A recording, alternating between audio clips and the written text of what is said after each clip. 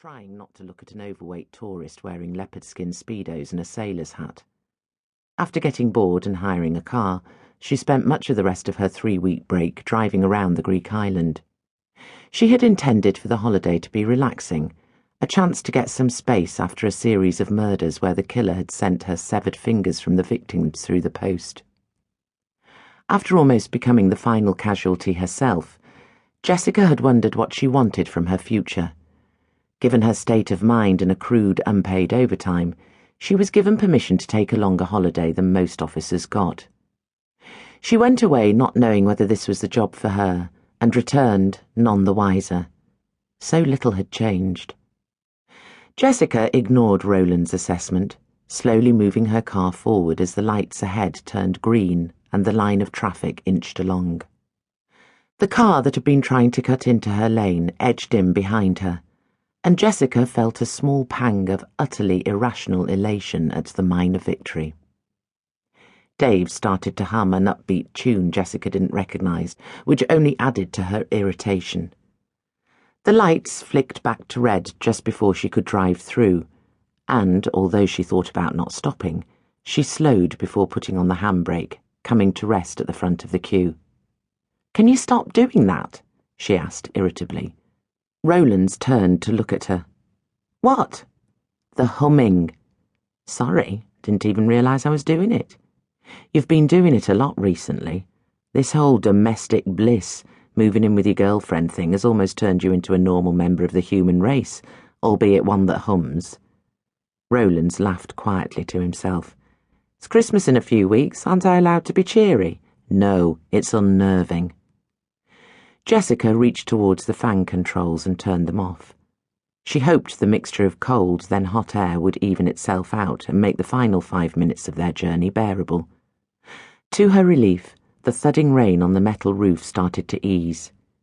She peered up at the still red traffic lights, then looked to her left where cars continued to speed across the junction. The screeching noise was the first thing she heard.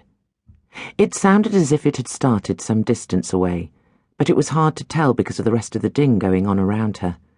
Jessica quickly looked to her right as a black car squealed across the junction, wheels locked, spinning on the drenched surface.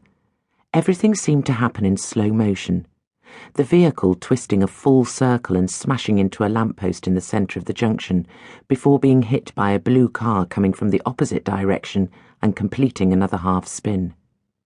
Jessica blinked, trying to take in what she had just witnessed. For a fraction of a second, it was as if everything had stopped, even the rain. Without thinking, she switched off her engine and got out of the car. She didn't say a word, but Rowlands was moving too, and together they dashed across to where the mangled car had come to a halt. Jessica headed for the black vehicle, Rowlands towards the blue one. Jessica could feel her heart beating quickly as she arrived at the wreck. There was a huge crack in the windscreen, the deflating airbag pressed against it. Car horns blared around her, and other people were approaching the car.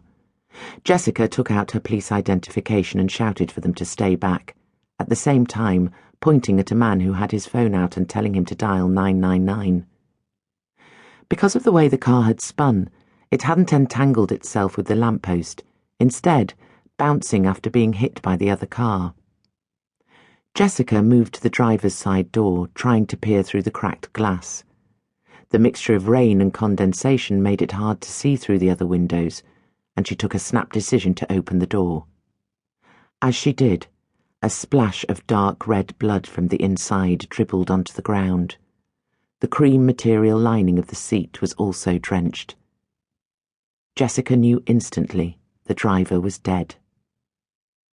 The blood-soaked airbag had begun to sag onto the driver's lap as Jessica finally allowed herself to look at the victim. She had seen plenty of dead bodies in her time, but this one was a distorted mess. Jessica quickly realised why. The seatbelt clasp hung limply by the door, unfastened. She felt a shiver go through her as it started to rain again, droplets of water streaming down her face as she tried to put the pieces together. Despite the mess, the driver's greying hair made him look as if he was in his 50s. She didn't know for sure, but it appeared that his neck had snapped. It could have been him hitting the